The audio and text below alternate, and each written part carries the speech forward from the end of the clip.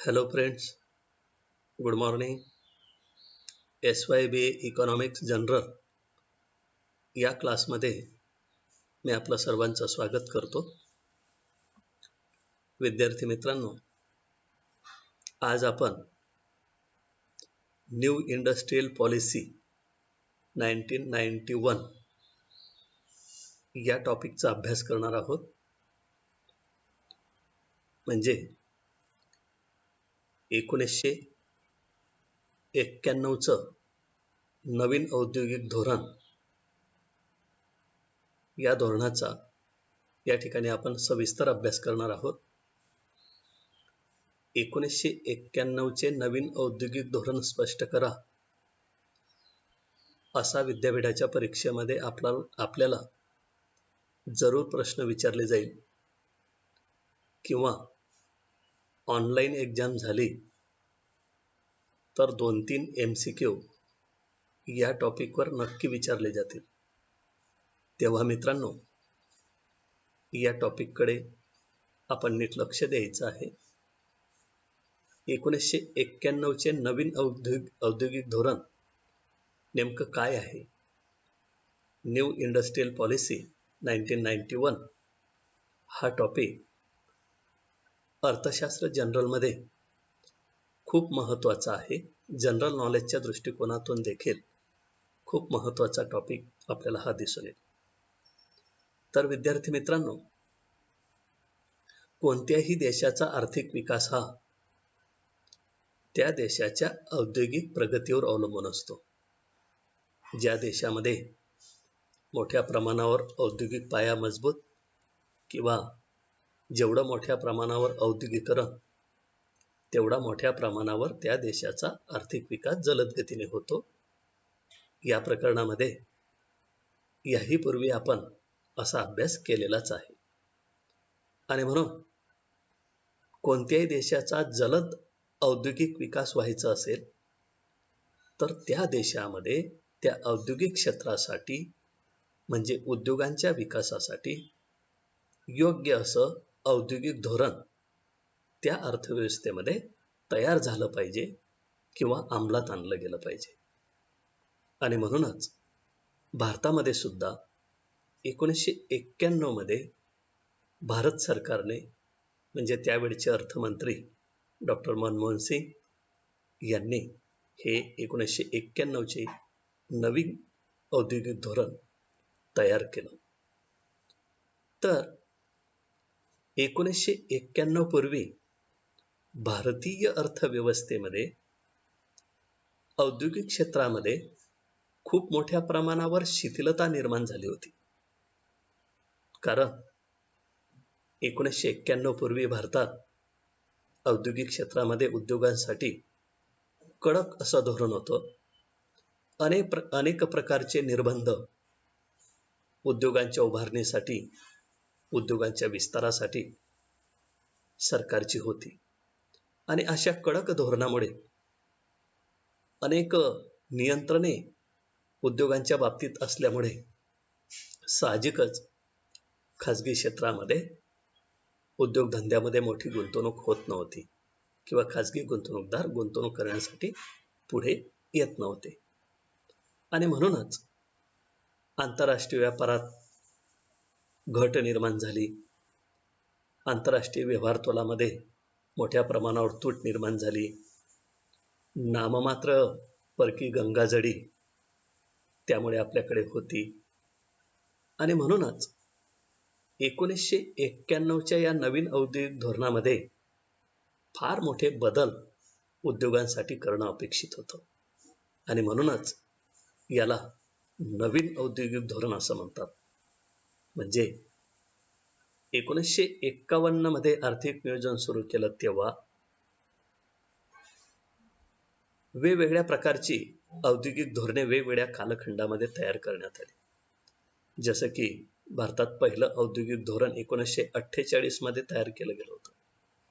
त्यानंतर 1956 मध्ये, त्यानंतर 1965 मध्ये, त्यानंतर 1980 मध्ये नवीन औद्योगिक धोरण आलं. म्हणजे 1991 पूर्वी भारतात अनेक उद्योगांसाठी धोरणं आली, परंतु त्या धोरणामध्ये जे काही नियम होते उद्योगांसाठी, जी काही नियमावली होती, तर त्यामुळे सरकारचं देशातील उद्योगधंद्यांवर फार मोठं नियंत्रण होतं आणि त्याच्यामुळे 1990 पूर्वी मोठ्या प्रमाणावर या बंधनांमुळे म्हणजे वाढते करांचे दर, निर्यातीवर बंधन, नवीन यंत्रे आयात करण्यावर बंधन, नवीन तंत्रांच्या विकासावर बंधन, प्रमाणापेक्षा जास्त गुंतवणूक करण्यावर बंधन, नवीन उद्योग भरायचा असेल तर त्याच्यासाठी जे लायसन लागतं की जो परवाना लागतो त्याच्यासाठी अनेक क्लिष्ट अशी नियमावली आणि अशा प्रकारच्या कडक नियंत्रणामुळे खाजगी क्षेत्रातील उद्योगधंद्यांमध्ये वाढ होत नव्हती आणि साहजिकच औद्योगिक क्षेत्राची भारतामध्ये प्रगती झाली नाही. आणि म्हणूनच ही जी भारतीय अर्थव्यवस्थेमध्ये शीतलता आली होती, ही जी भारतीय अर्थव्यवस्थेची 91 पूर्वी म्हणजे 1951 ते 91 या कालखंडामध्ये जी भारतीय अर्थव्यवस्थेमध्ये शिथिलता निर्माण झाली, या भारतीय अर्थव्यवस्थेची ही कोंडी फोडण्यासाठी आणि ही शिथिलता कमी करण्यासाठी 1991 मध्ये सरकारने हे नवीन औद्योगिक धोरण आणलं. म्हणजे भारतातील ही औद्योगिक क्षेत्रातील मरगळ सरकारला झटकायची होती आणि भारतातील उद्योगांना नवीन उभारी द्यायची होती. हे धोरण नवीन असण्याचं एक कारण असं आहे की भारतीय अर्थव्यवस्थेमध्ये जी कुंठित अवस्था निर्माण झाली होती, ती कुंठित अवस्था दूर करणे आणि भारतीय अर्थव्यवस्थेला जागतिक स्पर्धेमध्ये ढकलणे किंवा भारतीय अर्थव्यवस्थेला जागतिक अर्थव्यवस्थेशी जोडण्यासाठी औद्योगिक धोरणामध्ये, या नवीन औद्योगिक धोरणामध्ये सरकारने फार मोठ्या प्रमाणावर बदल केलेले आपल्याला दिसून येतात. आणि यासाठीच 1991 मध्ये हे नवीन औद्योगिक धोरण आलेलं आपल्याला दिसून येतं. तर 1991च्या या नवीन औद्योगिक धोरणाचे उद्दिष्टे कोणती, ती उद्दिष्ट पूर्ण करण्यासाठी कोणती उपाययोजना केली गेली आणि एवढं करूनही या 91च्या धोरणावर वेगवेगळ्या गटातून, वेगवेगळ्या क्षेत्रातील लोकांकडून, अर्थतज्ञांकडून फार मोठी टीकाही झाली. आणि म्हणून 1991ची औद्योगिक धोरणाची दोष किंवा या धोरणावर केल्या गेलेल्या टीका कोणत्या, या अँगलने या ठिकाणी आपण या धोरणाचा अभ्यास करणार आहोत. तर 1990-91 मध्ये सार्वत्रिक निवडणुका पार पडल्या आणि तेव्हा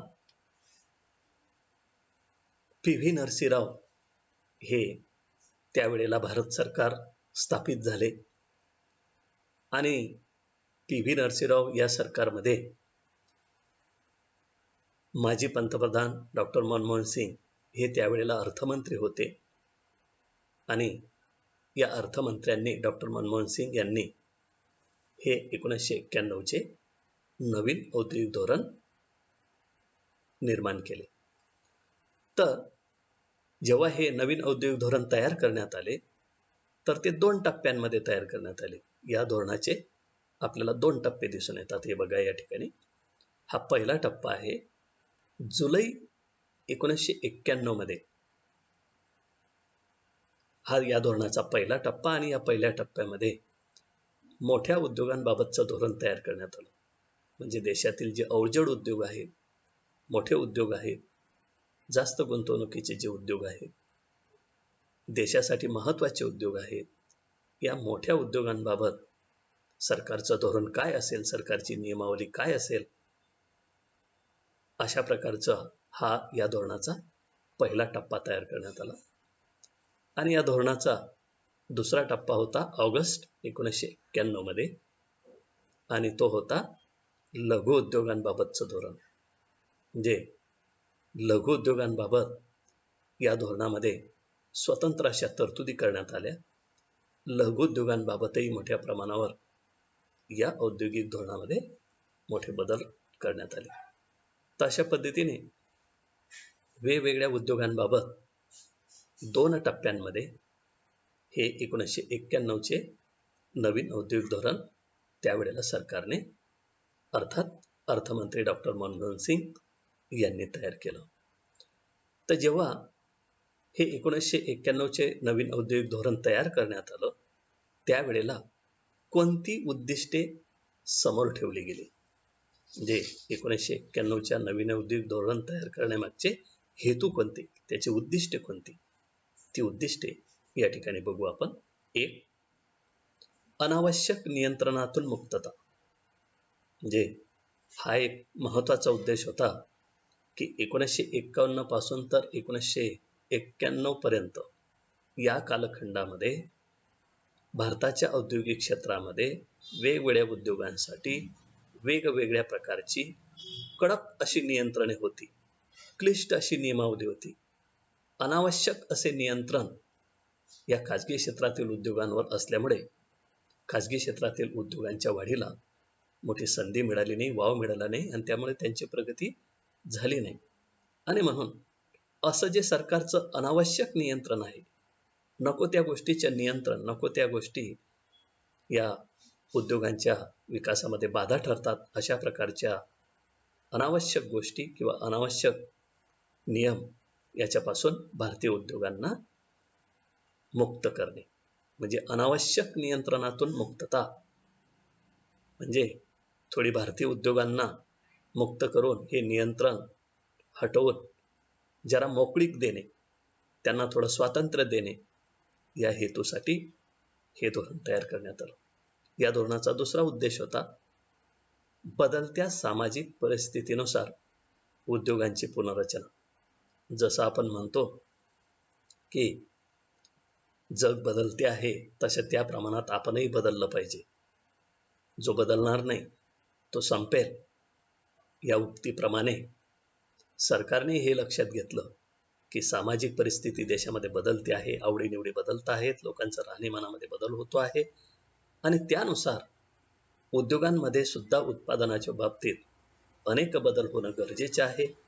आणि म्हणून देशामध्ये जशी सामाजिक परिस्थिती बदलते आहे त्यानुसार उद्योगांचीही पुनर्रचना झाली पाहिजे.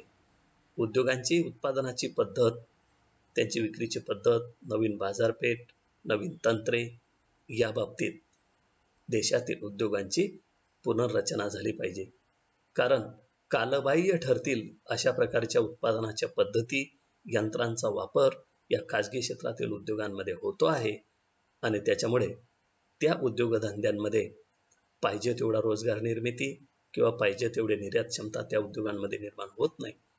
आणि म्हणून सामाजिक परिस्थितीमध्ये खूप मोठा बदल झाला आहे आणि या बदलत्या सामाजिक परिस्थितीनुसार देशातील उद्योगांना बदलणं गरजेचे आहे, त्यांची पुनर्रचना करणं गरजेचे आहे. या हेतूसाठीच हे नवीन औद्योगिक धोरण तयार करण्यात आलं. तिसरा उद्देश भारतातील उद्योगांची स्पर्धात्मकता व निर्यात क्षमता वाढवणे. हे फार महत्वाचं आहे. सुरुवातीलाच प्रस्तावनेमध्ये आपण चर्चा केली की हे 1991चं नवीन औद्योगिक धोरण तयार करण्यामागचा हेतू काय होता की भारतीय अर्थव्यवस्थेला जागतिक अर्थव्यवस्थेमध्ये ढकलायचं होतं. भारतीय अर्थव्यवस्थेची ही कोंडी फोडून तिला जागतिक अर्थव्यवस्थेच्या स्पर्धेमध्ये ढकलायचं हा उद्देश होता. आणि म्हणून भारतीय उद्योगांमध्ये स्पर्धात्मकता निर्माण करायची असेल, त्यांची निर्यात क्षमता वाढवायची असेल, म्हणजे त्यांनी तयार केलेला माल आंतरराष्ट्रीय बाजारपेठेमध्ये विकायची त्यांची ती क्षमता वाढवायची असेल, परकीय चलन मिळवायचे असेल, तर या नवीन औद्योगिक धोरणामध्ये त्या प्रकारचे बदल होणं गरजेचे आहे. आणि त्यामुळेच आज आपल्याला असं दिसतं की भारतीय उद्योगांमध्ये मोठी स्पर्धात्मकता, ती क्षमता त्यांची निर्माण झाली, निर्यात क्षमता वाढली आणि त्याच्यामुळे परकीय चलनाची गंगाजळी ही आज आपल्याला वाढताना दिसते आहे. हा सर्वात मोठा फायदा या 1991च्या औद्योगिक धोरणाचा आपल्याला दिसून येतो की जी 91 पूर्वी तुटपुंजी अशी परकीय गंगाजळी आपल्याकडे होती. परकीय चलन मिळवण्यासाठी काही वेळेला आपल्याला सोनं गहाण ठेवावं लागत होतं. आज मात्र ही परिस्थिती बदलली आहे. का? कारण भारतीय उद्योगांमध्ये मोठे बदल आपण या धोरणानुसार केले. भारतीय उद्योगांमध्ये स्पर्धा शक्ती निर्माण झाली. त्यांनी मोठ्या प्रमाणावर आपल्या उत्पादनाची निर्यात केली आणि या उद्योगांनी भारताला परकीय चलन मिळवून दिलं आणि त्या अर्थाने आज आपली परकीय गंगाजळी 5 अब्ज डॉलरपेक्षा जास्त झालेली दिसून येते. 4. चौथं उद्दिष्ट होतं या धोरणाचं आर्थिक वृद्धी दर वाढवणे. हे तर आपल्या प्रत्येक टॉपिकचं आणि अर्थशास्त्राचा अभ्यासाचं महत्वाचं उद्दिष्ट आहे की देशाचा आर्थिक विकासाचा दर किंवा आर्थिक विकास हा वृद्धिंगत करणे.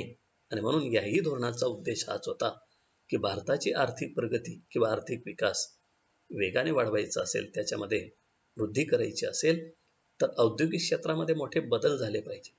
आणि औद्योगिक क्षेत्रामध्ये जर बदल करायचे असेल तर नवीन उद्योगांसाठी धोरण तयार केलं गेलं पाहिजे. आणि म्हणूनच या धोरणामुळे आर्थिक वृद्धी दर वाढीला नक्कीच मदत होईल या हेतूने हे धोरण तयार करण्यात आलं. 5. विभागीय असमतोल दूर करणे, ज्याला आपण प्रादेशिक प्रादेशिक असमतोल जो आहे तो दूर करण्यासाठी हे धोरण तयार करण्यात आलं. म्हणजे खाजगी क्षेत्रातील उद्योगांसाठी असे काही नियम केले गेले. उदाहरणार्थ, जे खाजगी क्षेत्रातील गुंतवणूकदार आसाम, बिहार, उत्तर प्रदेश यासारख्या मागासलेल्या राज्यामध्ये या कमी विकास झालेल्या देशातल्या भागामध्ये या उद्योजकांनी उद्योग जर सुरू केले तर त्यांना करांमध्ये सूट मिळेल, त्यांना वेगवेगळ्या प्रकारच्या पायाभूत सुविधा पुरवल्या जातील, त्यांना आंतरराष्ट्रीय बाजारपेठेमधून आधुनिक यंत्रसामग्री आयात करण्यामध्ये सरकारची मदत होईल. अशा प्रकारचे सवलती मागासलेल्या भागातील उद्योगांमध्ये गुंतवणूक करणाऱ्या उद्योगांना जर दिल्या तर साहजिकच त्या भागामध्ये औद्योगिकरण होईल आणि त्याही भागाचा विकास होईल. तर अशा पद्धतीने भारतामध्ये जो विभागीय असमतोल आपल्याला दिसून येतो, म्हणजे भारताच्या काही राज्यांमध्ये औद्योगिकरण मोठ्या प्रमाणावर झाल्यामुळे तिथला विकास जास्त आणि काही राज्यांमध्ये मात्र अजूनही मागासलेपणा दिसून येतो. तर अशा पद्धतीच्या विभागीय असमतोल जो देशामध्ये आहे तो दूर करण्यासाठी या धोरणाद्वारे नक्कीच मदत होईल किंवा तशा प्रकारचं धोरण तयार करणे हा हेतू या औद्योगिक धोरणाचा आपल्याला दिसून येतो. 6. भारतीय अर्थव्यवस्थेची, इथं बघा हे चुकलेलं आहे, अर्थव्यवस्था आहे, अर्थव्यवस्थेची टाईप करताना चुकलंय. भारतीय अर्थव्यवस्थेची कोंडी फोडून तिला आंतरराष्ट्रीय अर्थव्यवस्थेशी जोडणे. प्रस्तावनेमध्ये याचा उल्लेख केलाच मी की भारतीय अर्थव्यवस्थेमध्ये जी कुंठित अवस्था निर्माण झाली, जी कोंडी निर्माण झाली, जी मरगळ आहे, ती झटकून भारतीय अर्थव्यवस्थेला नवीन उभारी देणे, भारतीय अर्थव्यवस्थेला आंतरराष्ट्रीय अर्थव्यवस्थेशी जोडणे हा एक महत्वाचा उद्देश या नवीन औद्योगिक धोरणाचा आपल्याला दिसून येतो. त्यानंतर 7. सार्वजनिक क्षेत्राची व्याप्ती कमी करून खाजगीकरणाला वाव देणे. म्हणजे सार्वजनिक क्षेत्रामध्ये जे उद्योग आहेत, सरकारने वेगवेगळ्या उद्योगामध्ये स्वतःची मोठी गुंतवणूक केली आहे, ते सरकारचे अधिकार कमी करणे, सरकारची गुंतवणूक कमी करणे, सार्वजनिक क्षेत्रामध्ये असलेले जे उद्योग आहेत ते उद्योग खाजगी क्षेत्रासाठी खुले करणे किंवा खाजगी क्षेत्राला मोठ्या प्रमाणावर वाव देणे किंवा संधी देणे हा एक महत्वाचा उद्देश या नवीन औद्योगिक धोरणाचा आपल्याला दिसून येतो. 8. भारतीय उद्योगांच्या उत्पादकतेत वाढ करून तिची जागतिक स्पर्धा वाढवणे. बघा, भारतीय उद्योगांची स्पर्धा शक्ती तर वाढवायचीच, तर ती केव्हा वाढेल?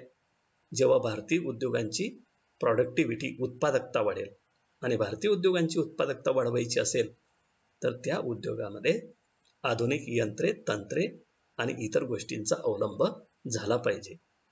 जेव्हा त्या उद्योगांना, खाजगी क्षेत्रातील उद्योगांना सरकार मोकळीक देईल, त्यांना खुल्या पद्धतीने आपलं उत्पादन करू देईल, तर त्यावेळेला भारतीय उद्योगांची उत्पादकता वाढेल आणि त्यांची उत्पादकता जेव्हा वाढेल तेव्हाच त्या ठिकाणी मोठ्या प्रमाणावर त्यांना नफा मिळेल आणि त्यांना मोठा नफा मिळाला तरच ते जागतिक स्पर्धेमध्ये टिकाव धरण्यासाठी प्रयत्न करू शकतील.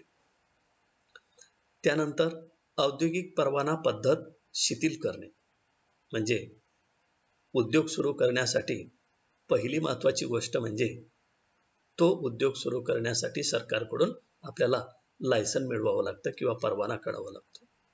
आणि हा परवाना काढण्यासाठी सरकारी दरबारी खाजगी उद्योजकांना खूप मोठ्या प्रमाणावर चकरा माराव्या लागत होत्या.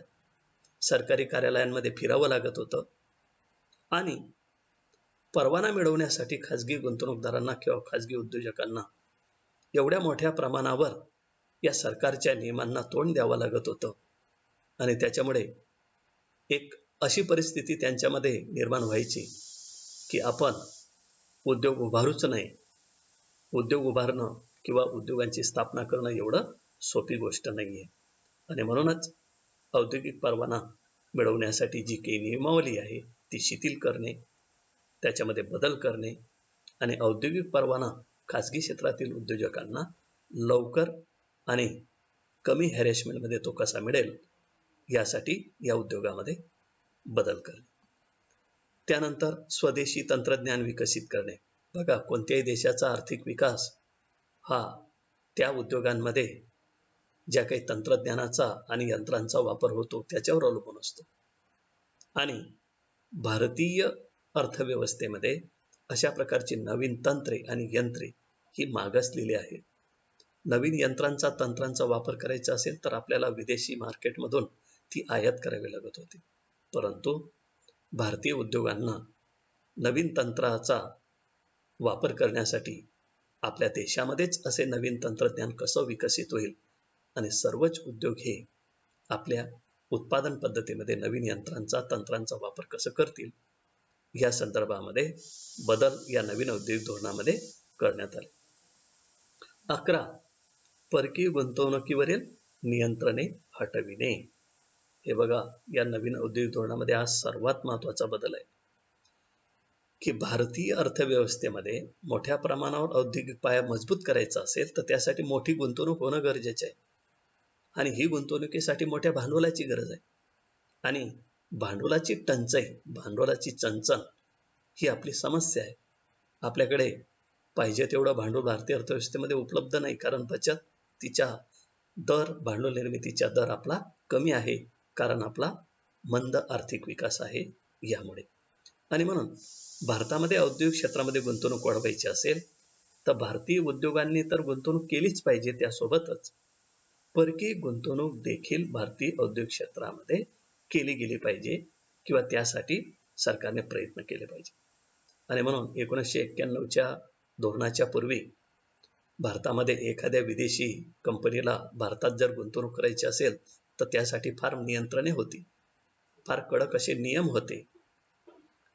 आणि म्हणून हे नियम जे आहेत, हे नियंत्रणे जे आहेत, सरकारने या धोरणामध्ये कमी करण्याचं ठरवलेलं आपल्याला दिसून येते की जेणेकरून विदेशी गुंतवणूक भारतात मोठ्या प्रमाणावर कशी वाढेल, FDI कशी वाढेल, फॉरेन डायरेक्ट इन्व्हेस्टमेंट, थेट विदेशी गुंतवणूक भारतामध्ये जर वाढली तर औद्योगिक क्षेत्रामध्ये एकूण गुंतवणुकीमध्ये वाढ होईल आणि मोठ्या प्रमाणावर औद्योगिकरण होईल किंवा औद्योगिक पाया मजबूत होईल आणि त्याच्यातून भारतीय अर्थव्यवस्थेचा आपल्याला जलद विकास साध्य करता येईल.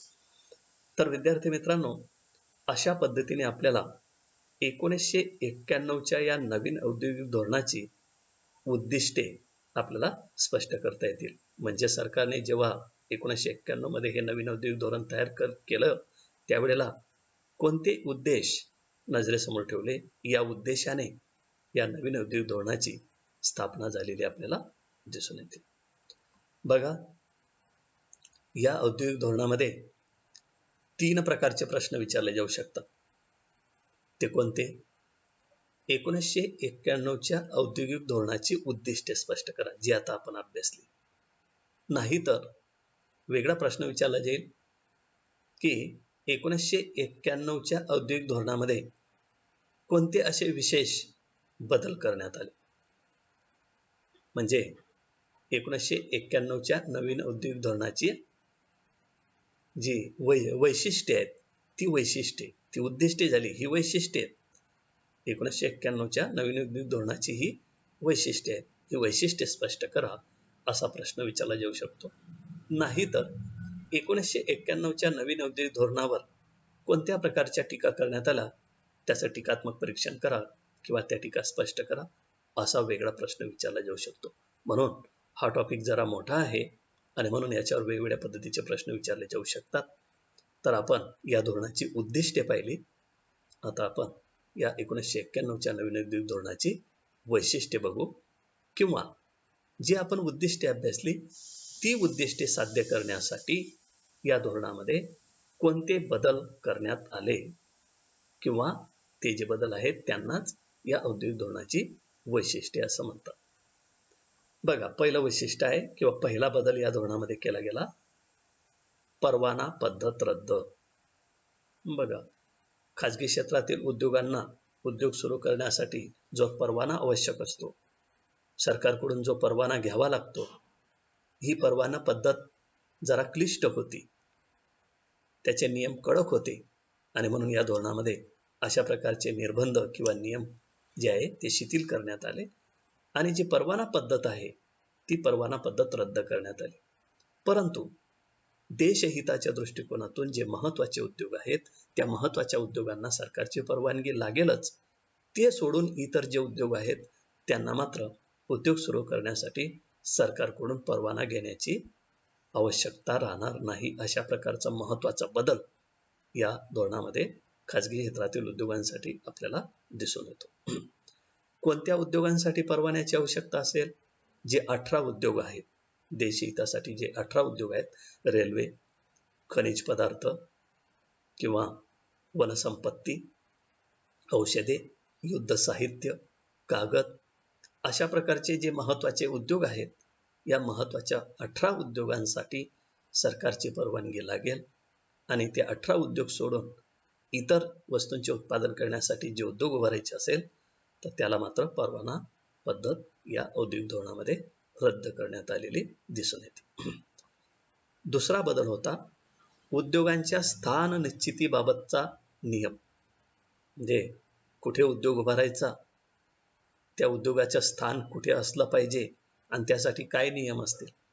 तर यात असा नियम केला गेला की एखाद्या शहराच्या 25 किलोमीटर दूर अंतरावर जर तुम्ही उद्योग उभारला तर त्याला परवान्याची गरज राहणार नाही.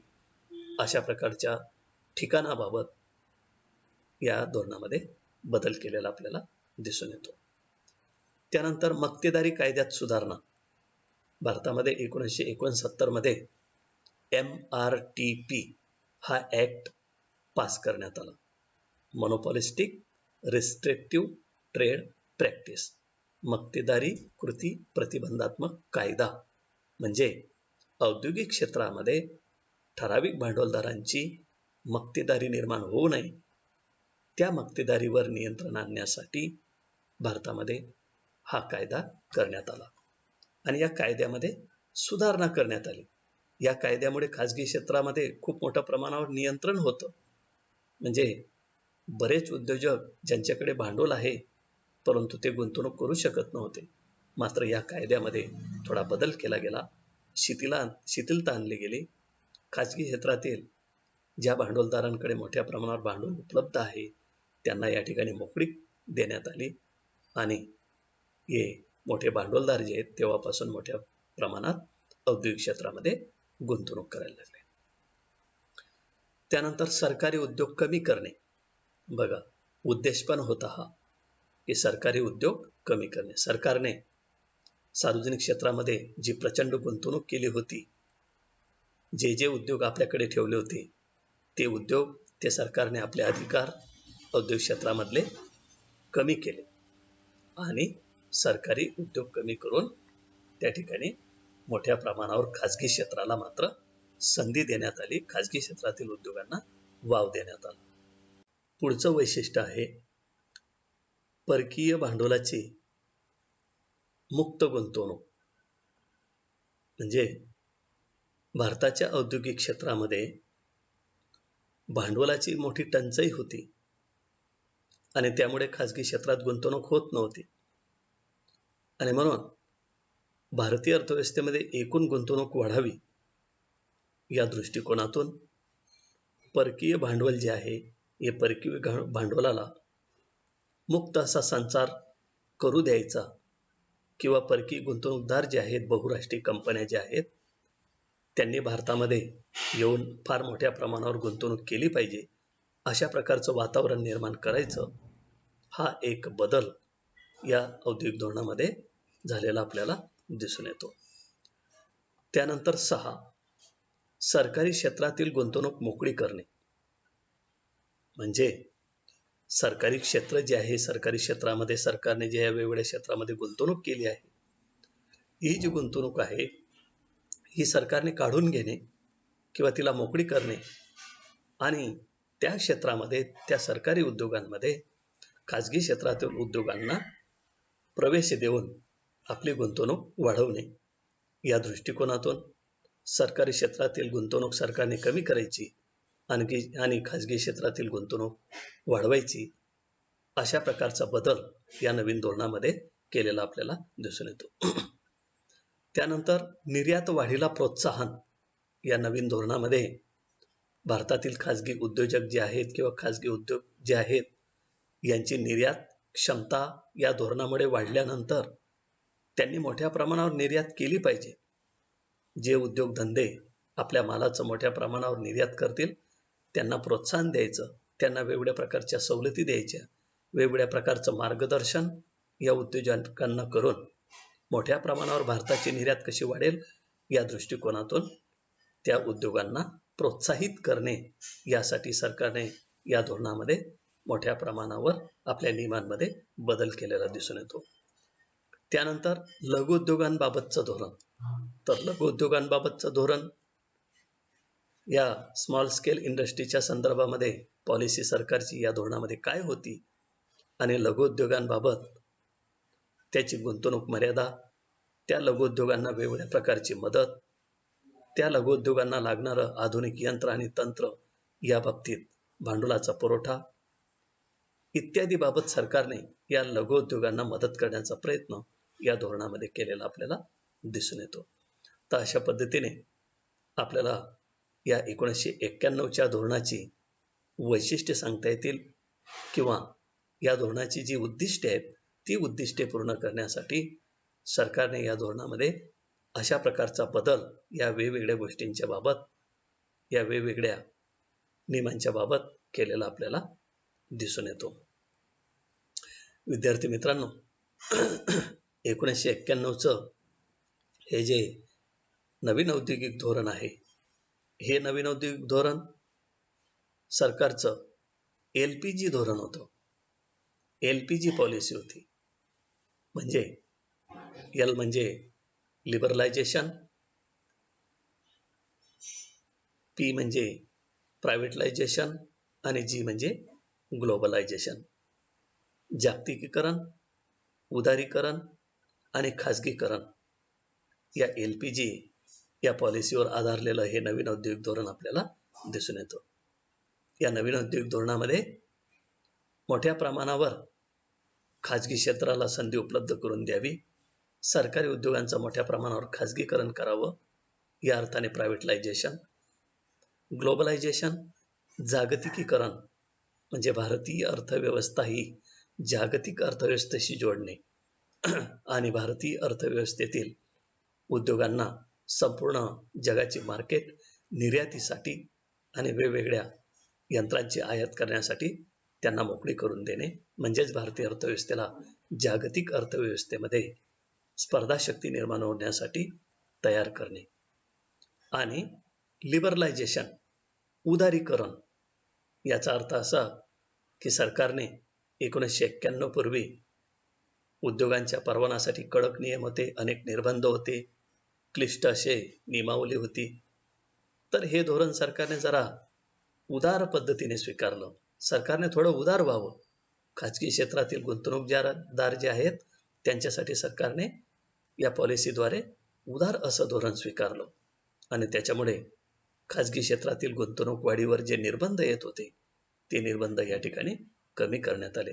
या अर्थाने 1991चं हे जे नवीन औद्योगिक धोरण आहे हे LPG धोरण आहे आणि म्हणून लिबरलायझेशन, प्रायव्हेटलायझेशन आणि ग्लोबलायझेशन या प्रमुख उद्दिष्टावर आधारित हे आपल्याला 1991चं नवीन औद्योगिक धोरण दिसून येतं. तर 1991च्या या नवीन औद्योगिक धोरणाने भारतीय अर्थव्यवस्थेला एक नवीन वाचा फोडली. तेव्हापासून भारतीय अर्थव्यवस्थेमध्ये मोठ्या प्रमाणात निर्यात वाढ झाली, परकीय गंगाजळी वाढली. अनेक प्रकारच्या वेगवेगळ्या क्षेत्रासाठी भारतीय अर्थव्यवस्थेच्या विकासाच्या दृष्टिकोनातून या नवीन धोरणाचा फायदा झालेला आपल्याला दिसून येतो. असं असलं तरी सुद्धा 1991 मध्ये जेव्हा हे नवीन औद्योगिक धोरण अंमलात आणलं गेलं, त्यावेळेला वेगवेगळ्या क्षेत्रातून वेगवेगळ्या तज्ज्ञांकडून फार मोठ्या प्रमाणावर या धोरणावर टीका झाली. या धोरणातील दोष दाखवण्याचा प्रयत्न केला गेला. तर 1991च्या औद्योगिक धोरणावरील टीका कोणत्या, त्या या ठिकाणी बघू आपण. या धोरणावर पहिली टीका केली गेली ती म्हणजे मोठ्या उद्योगांवरील नियंत्रणे कमी केल्याने लहान उद्योगांवर विपरीत परिणाम होणार. जे मोठमोठे उद्योग आहेत त्या मोठ्या उद्योगांच्या वाढीवर किंवा इतर बाबींवर जे सरकारचे कडक नियम होते, नियंत्रणे होते, ते कमी केल्यामुळे मोठ्या उद्योगांना मोकळीक मिळेल आणि मोठे उद्योग मोठ्या प्रमाणावर गुंतवणूक करतील, आपला उत्पादन खर्च कमी करतील, आपलं उत्पादन कमी किमतीमध्ये विकतील आणि तेव्हा अशा प्रकारचं मोठ्या उद्योगांचं धोरण जर राहील तर त्यावेळेला मात्र लहान लहान जे उद्योग आहेत ते मात्र या मोठ्या उद्योगांच्या स्पर्धेमध्ये टिकाव धरणार नाहीत आणि या लहान उद्योगांच्या विकासावर आणि त्यांच्या उत्पादनावर, त्यांच्या नफावाढीवर विपरीत परिणाम होईल आणि लहान उद्योग बंद पडतील. फक्त देशामध्ये मुठभर लोकांच्या हातामध्ये औद्योगिक सत्तेचं केंद्रीकरण होईल. जी भीती सरकारला होती तीच या ठिकाणी निर्माण होईल या नवीन औद्योगिक धोरणामुळे. तर अशा प्रकारची ही पहिली टीका या 1991च्या औद्योगिक धोरणावर झालेली आपल्याला दिसून येते. दुसरी टीका, आधुनिक यंत्राच्या वापरातून बेकारी वाढेल. या खाजगी क्षेत्रातील उद्योगांना आधुनिक यंत्राचा, तंत्राचा वापर करण्यावर भर दिला गेला, त्यांना त्यासाठी स्वातंत्र्य दिलं गेलं, मोठ्या प्रमाणावर भांडवल उभारणीला मदत केली गेली, FDIला मान्यता दिली गेली. बहुराष्ट्रीय कंपन्या किंवा विदेशी कंपन्या भारतात येतील, त्या आधुनिक यंत्रांचा वापर करतील. तर उत्पादनासाठी वेगवेगळ्या उद्योगांमध्ये आधुनिक यंत्रांचा वापर केल्यामुळे देशामध्ये प्रत्यक्ष जे मजूर आहेत त्या मजुरांना या ठिकाणी नोकरी मिळणार नाही किंवा मजुरांच्या सहाय्याने उत्पादन कमी होईल, यंत्रांचा वापर वाढेल आणि त्याच्यामुळे देशामध्ये प्रत्यक्षात बेकारी वाढताना दिसेल. म्हणजे आपला दारिद्र्य बेरोजगारीचा जो प्रश्न आहे तो सुटण्याऐवजी या नवीन औद्योगिक धोरणामुळे, या आधुनिक यंत्रांच्या औद्योगिक क्षेत्रामध्ये वापरामुळे बेकारी वाढताना आपल्याला दिसेल. हा एक दोष पुढे आला किंवा त्याच्यावर टीका केली गेली. या धोरणावर तिसरी टीका केली गेली, IMFच्या दबावाखाली येऊन तयार केलेले हे धोरण आहे. IMF काय आहे? इंटरनॅशनल मॉनिटरी फंड, आंतरराष्ट्रीय नाणेनिधी. हे आंतरराष्ट्रीय नाणेनिधीतून परकीय चलनाचा जगातल्या वेगवेगळ्या राष्ट्रांना कर्ज दिलं जातं आणि म्हणून या IMFच्या दबावाखाली येऊन हे धोरण तयार केलं गेलं. नको ते नियम किंवा नको त्या अटी, नको त्या शर्ती 1991च्या औद्योगिक धोरण स्वीकारण्यासाठी त्या नवीन अटी मान्य केल्या गेल्या आणि साहजिकच ही जी आंतरराष्ट्रीय संस्था आहे IMF, या संस्थेच्या सांगण्यावरून किंवा त्यांच्या दबावाखाली येऊन हे धोरण तयार केलं गेलं की जेणेकरून वेगवेगळ्या विकसित राष्ट्रातील गुंतवणूकदारांना भारतामध्ये गुंतवणुकीची एक संधी मिळेल आणि मोठ्या प्रमाणावर त्या ठिकाणी नफा मिळवता येईल. यासाठी कदाचित या IMFच्या सांगण्यावरून भारतातील पंतप्रधान किंवा अर्थमंत्र्यांनी हे नवीन औद्योगिक धोरण तयार केलं आहे, अशा प्रकारची टीका या धोरणावर झालेली आपल्याला दिसून येते. त्यानंतर साम्यवादी विचाराला फाटा आणि त्यामुळे भांडवलवादाला तोंड फुटेल. बघा, 1951 मध्ये आर्थिक नियोजन सुरू केलं, त्यावेळेला आपण मिश्र अर्थव्यवस्था स्वीकारली आणि मिश्र अर्थव्यवस्थेमध्ये समाजवादी समाजरचना निर्माण होईल अशा प्रकारचा उद्देश ठेवून आपण आर्थिक नियोजन सुरू केलं आणि तेव्हा समाजवादाकडे झुकलेली अर्थव्यवस्था आज आपल्याला भांडवलशाहीकडे झुकलेली दिसून येते. म्हणजे काय की सार्वजनिक क्षेत्रामध्ये मोठ्या प्रमाणावर सरकारने गुंतवणूक केली आणि सरकारने या केलेल्या गुंतवणुकीचा फायदा देशातील सामान्य लोकांना मोठ्या प्रमाणावर झाला. तेव्हा सामान्य लोकांचंही जीवनमानाचा स्तर उंचवायला, त्यांचे उत्पन्न वाढीला मदत झाली. परंतु अलीकडच्या काळामध्ये 1991च्या या नवीन औद्योगिक धोरणामुळे साम्यवादी विचाराला फाटा फुटेल आणि जे नवीन भांडवलदार आहेत त्यांना मोकळीक मिळाल्यामुळे किंवा सरकारचं धोरण हे जरा शिथिल झाल्यामुळे, नियंत्रणे कमी झाल्यामुळे मोठमोठे जे भांडवलदार आहेत त्या भांडवलदारांमुळे भारतीय अर्थव्यवस्थेमध्ये भांडवलशाही अर्थव्यवस्था निर्माण होईल, भांडवलवादाला तोंड फुटेल आणि भांडवलदार हे सर्वसामान्य माणसाचं शोषण करतील, अशा प्रकारची भीती या ठिकाणी निर्माण करण्यात आली. आणि म्हणून गरीब लोक किंवा सर्वसामान्य लोकांच्या विकासावर परिणाम होईल आणि ठराविक लोकांच्या हातामध्ये या औद्योगिक क्षेत्राचं केंद्रीकरण होताना आपल्याला दिसेल आणि श्रीमंत आणि गरीब असं मोठ्या प्रमाणावर दोन गट निर्माण होतील, अशा प्रकारची टीका या धोरणावर केली गेली. त्यानंतर 5, सामान्य माणसांचे हित जोपासले जाईल किंवा नाही यात शंका.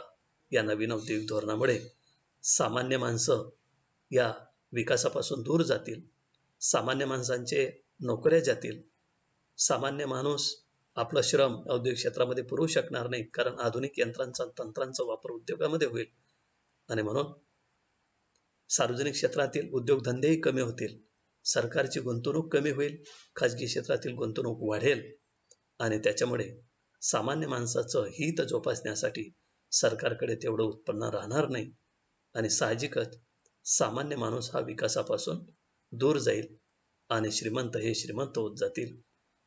या अर्थाने 1991च्या औद्योगिक धोरणामध्ये सामान्य माणसाचं हित जोपासलं जाईल किंवा नाही अशी एक शंका वेगवेगळ्या अर्थतज्ञांच्या मनामध्ये निर्माण झाली आणि तशा प्रकारची टीका या धोरणावर केली गेली. त्यानंतर जागतिक स्पर्धेत भारतीय उद्योग टिकाऊ धरतील किंवा नाही असा प्रश्न या ठिकाणी वेगवेगळ्या विचारवंतांना निर्माण झाला.